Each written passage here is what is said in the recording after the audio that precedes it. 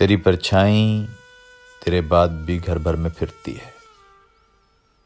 کبھی گلدان میں الجھے ہوئے پھولوں کی خوشبو کی صفیں ترتیب دیتی ہے، کبھی سجدے میں سر رکھے گری بکھری کتابوں کی جماعت کی جبینوں پر لگی برسوں کی گرد اور دھول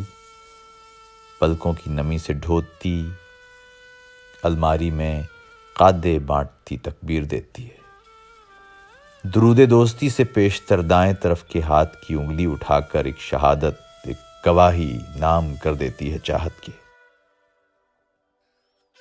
کبھی آئینے میں اپنی پرانی داستاں کی آیتوں کا ورد کرتی ہے، کبھی چوکھٹ پہ آ کے یاد کو تسبیح کرتی ہے،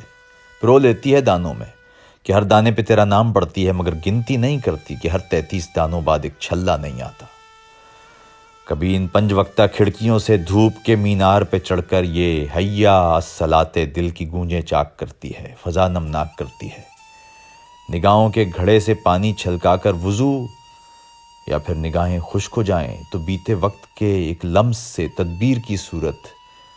تیمم سے میری لکھی ہوئی نظمیں تلاوت کرنے لگتی ہے، صبح سے شام ہونے تک کسی تصویر کو کعبہ بناتی ہے، طواف کرتی جاتی ہے، نہ جانے کون سے کتنے مناسک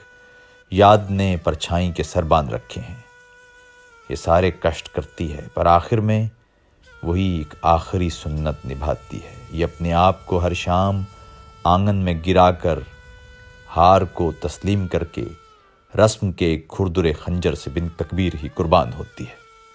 تیری پرچھائی۔